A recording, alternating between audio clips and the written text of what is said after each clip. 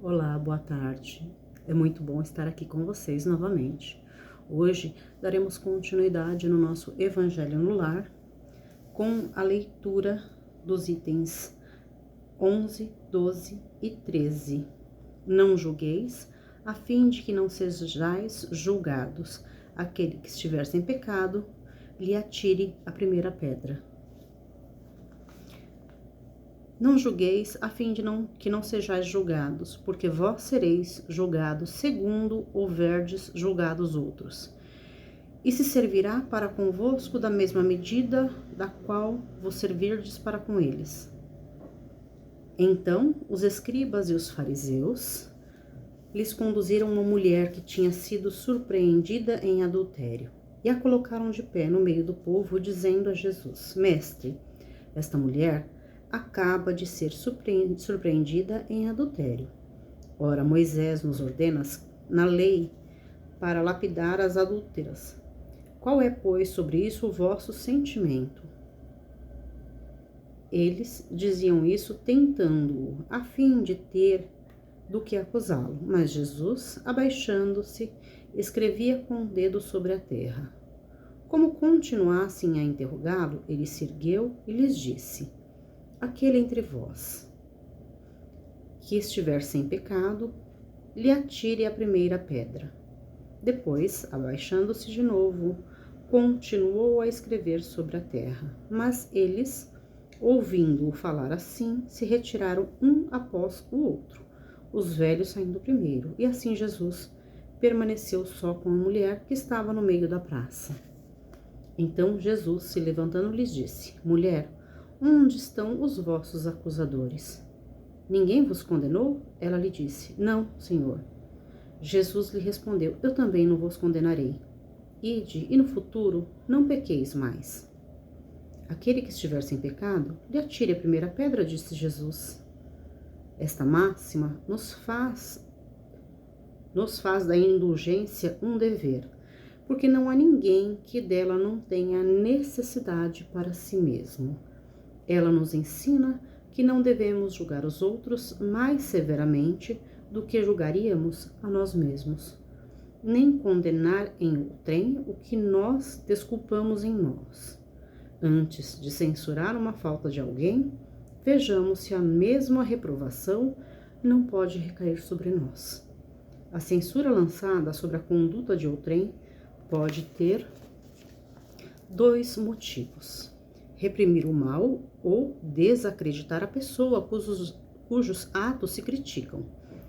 Este último motivo não tem mais desculpa, porque é da maledicência e da maldade. O primeiro pode ser louvável e tornar-se mesmo um dever em certos casos, uma vez que disso deve resultar um bem, e sem isso o mal não seria jamais reprimido na sociedade.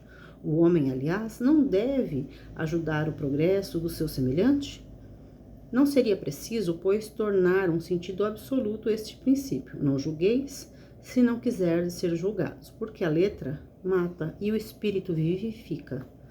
Jesus não podia proibir de censurar o mal, uma vez que ele mesmo disso nos deu o exemplo, e fez em termos enérgicos, mas quis dizer que a autoridade da censura está em razão da autoridade moral daquele que a pronuncia.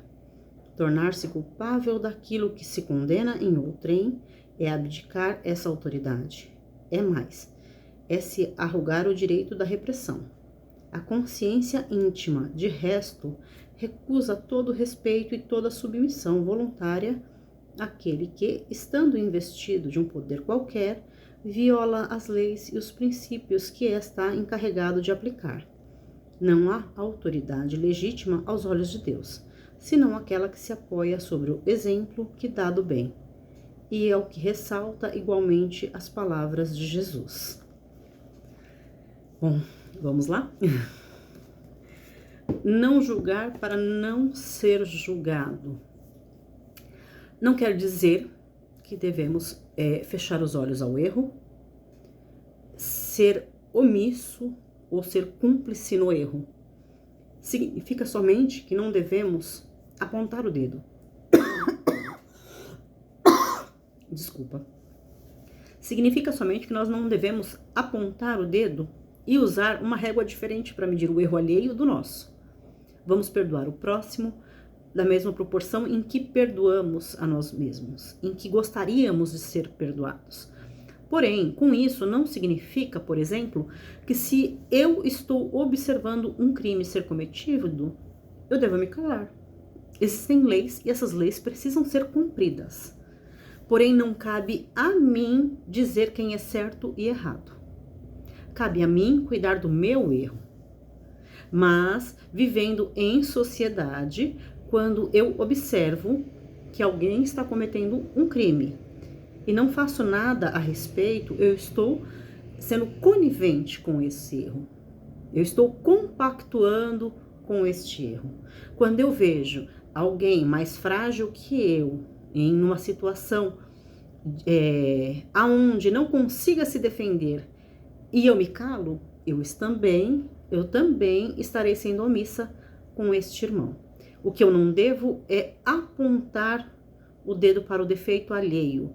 Eu não devo querer estar acima do outro. Porém, isso não significa que devemos apoiar o erro do outro.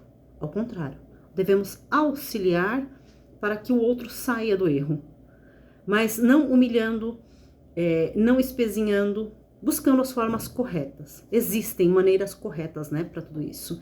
Então, quando Jesus fala para que não julgamos o outro e para que perdoe o outro na mesma proporção que gostaríamos de ser perdoados, não significa que temos que fechar o olho perante o erro do outro. Significa que não devemos humilhar, maltratar, colocar o outro numa situação vexatória e o resultado disso não seja realmente a mudança. Quando eu presencio um crime e eu denuncio esse crime para os órgãos responsáveis, eu estou buscando viver em uma sociedade melhor. Eu estou buscando um ambiente, uma sociedade melhor para mim e para todos ao meu redor. Quando eu vejo um irmão que está no erro e eu faço fofoca, espalho para os vizinhos, comento a respeito, eu não estou ajudando que ele modifique. E também não estou fazendo nada para que ele pare de agir assim. Então, nós temos que ter sempre muita coerência, né? Respeitar o outro, o momento evolutivo do outro não significa ser conivente.